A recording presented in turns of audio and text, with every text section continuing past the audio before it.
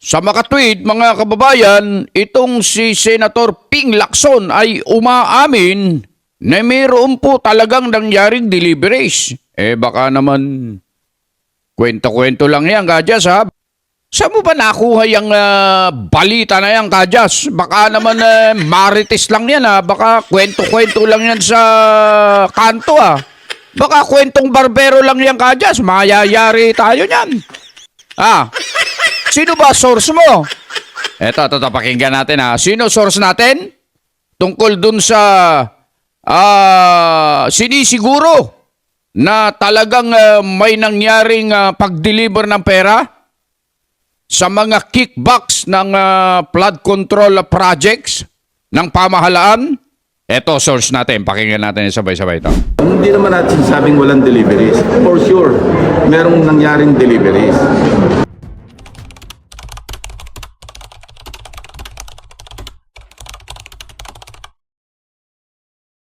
Pagbati po sa inyong lahat, mga kababayan at mga mahal po naming taga-subaybay. Ako po si Just Vlog. Rekta na kagad tayo, mga kababayan. Breaking news po ito, mga kababayan. Umamin na po. Umamin na si Senator Ping Lacson na may nangyaring pag-deliver. Ano yan? Kwento-kwento lang ba yan? Baka narinig mo lang dyan sa kanto-kanto yan, Kadyas, ha? Ha? Totoo ba yan? Ito, oh. For sure, sabi niya, merong nangyaring deliveries. Aminado si Senate Blue Ribbon Committee Chair Panfilo Ping Lacson na mayroong naganap na cash delivery ng umano'y kickbacks mula sa flood control projects ng pamahalaan. Ngunit, huwag umano itong gawing exaggerated. Yan po ay galing sa Bombo Radio Philippines, mga kababayan. Sa makatwid, mga kababayan, itong si Senator Ping Lacson ay umaamin na mayroon po talagang nangyaring deliveries. Baka naman kwento-kwento lang yan, Kadyas, ha? Saan mo ba nakuha yung balita na yan, Kadyas? Baka naman marites lang yan, ha? Baka kwento-kwento lang yan sa kanto, ha? Baka kwentong barbero lang yan, Kadyas. Mayayari tayo niyan. Sino ba source mo? Ito, pakinggan natin, ha. Sino source natin? Tungkol dun sa sinisiguro na talagang may nangyaring pag-deliver ng pera sa mga kickbacks ng flood control projects ng pamahalaan. Ito, source natin. Pakinggan natin sabay-sabay ito. Hindi naman natin sabing walang deliveries. For sure, merong nangyaring deliveries. Pero wag nilang i-exaggerate kasi lalong walang mangyayari sa investigation kung guguluhin mo. When I heard the 805 billion, doon ako nagkaroon ng na-deliver. No? Siyempre, I did my math. Kasi kung mag-iimbestiga ka, tingnan mo rin yung reliability. No? Kasi even in my previous life, pag meron dumating na information, dalawa kagad yung tinitingnan ko. Yung credibility ng source or sources at saka yung credibility ng information itself. Ayan, mga kababayan, malinaw po yan, ha. Yung source natin ay si mismong Senator Panfilo Ping Lacson.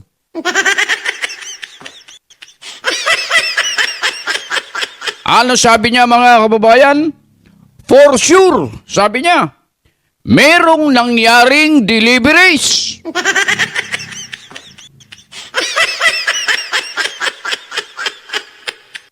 For sure. Tiyak, sabi niya. Sigurado.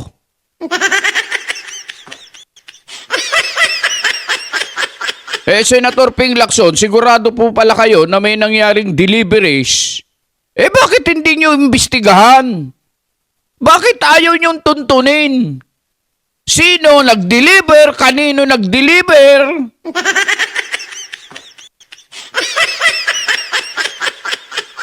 Aminado pala kayo na may nangyaring delivery, Senator Ping Lacson. Ay hindi ba't itong mga 18 ex-soldiers na lumabas ay sinasabi nilang nag-deliver sila? Bakit ayaw niyong imbestigahan, sir? Bakit di niyo ipatawag sa Senate Blue Ribbon Committee para nang sa ganun ay magisa at mapukpok itong mga 18 Marines na ito? Sigurado pala kayo na may nangyaring delivery, sir. Ano ba naman yan, sir? Nag-aantay po kami. Bilang mamamayang Pilipino, karapatan po namin na malaman ang totoo kung kanino napunta at sino-sino po yung mga pinagdeliveran ng mali-maletang pera, sir. Pera po namin yan eh. Karapatan naman po namin sigurong malaman kung sino-sino yung mga yan nang sa ganun sila'y mapanagot. Sir, dapat palawigin ninyo yung pag-iimbestiga tungkol sa bagay na ito sapagkat nag-aantay kami, sir ng malinaw na kasagutan yung katugunan ninyo para nang sa ganun ay aksyonan itong nangyaring napakalaking paglilimas, pagnanakaw sa kaban ng bayan. Binablock nyo yung mga testigo. Ayaw nyo silang ipatawag. Ayaw nyong makausap. Paano tayo uusad niyan, sir? Paano tayo makakahuli ng malalaking isda kung ayaw nyo na maipatawag yung mga taong may kinalaman at may alam dito sa napakalaking iskandalong ito na pagnanakaw, paglilimas sa kaban ng bayan, sir? Ano ba naman kayo, sir? Ha? Oh!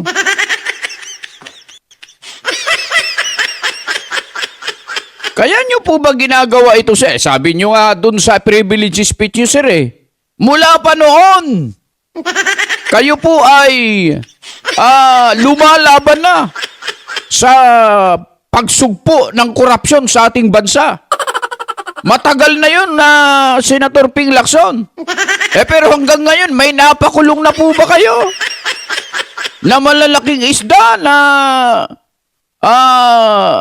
tungkol dyan sa problema sa korupsyon, may napakulong na kayo?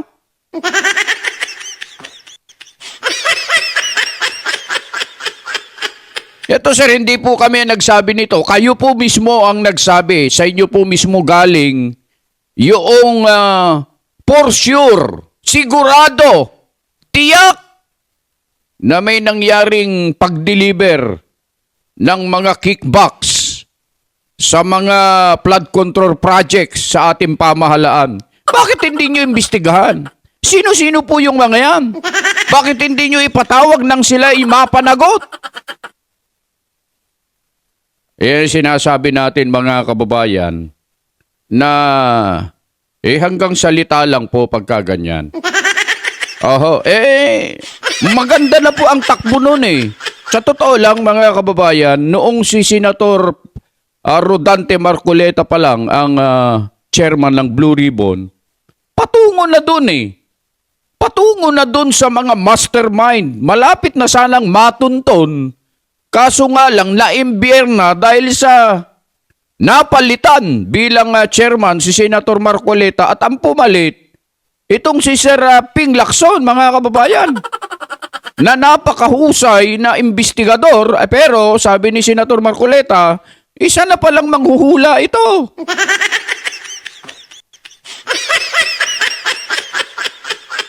Noong kayo na po ang pumalit, Sir Ping, mukhang nalilis na at kung saan-saan napupunta ang investigasyon. Sa tuwing matatanong ang tungkol dyan sa mga nanglimas, nagnakaw, pinagdeliveran ng mali-maletang pera, lagi niyong nililihis. Ang lagi niyong sinasabi, maka-China, KIG, para lang maiba ang usapan. Ganun po ba katindi ang inyong paglaban sa korupsyon, Sir Ping? Ganun po ba? Yun po ba ang katunayan ninyo, katibayan ninyo? Pruweba nyo na kayo talaga ay lumalaban sa korupsyon, Sir Ping? Yung ilihis ninyo, ang tunay na isyo? At gusto nyo ibaon na sa limot ng mga kababayan natin ang tungkol dyan sa nangyaring nakawan sa flood control project? Sir Ping, ganun po ba gusto nyo? Kami po, Sir Ping, bilang isang mamamayang Pilipino, karapatan po namin na malaman kung sino talaga yung mga dapat managot. At dapat talaga silang managot. Kaso, pagka ganito na hindi nyo pinauusad, binablock ninyo, pinipigilan ninyo ang ginagawang paglutas, investigasyon, para sana matukoy ang mga mastermind, walang mangyayari sa atin. Sir Ping, yung paglaban ninyo sa korupsyon, hanggang salita lang po yan. Wala po kayo sa gawa, Sir Ping. Opo, pasensya na po kayo, pero yun po kasi ang na-obserba namin sa inyo. Bilib na bilib pa naman po kami sa inyo noon. Pero ngayon, itong mga nagdaang mga araw na ito, nawala yung bilib namin sa inyo dahil sa, maski yung mga mahahalagang usapin sa ating bansa, ayaw niyong malaman, hindi kayo interesado. Paano kami magtitiwala sa inyo niyan? Sir Ping.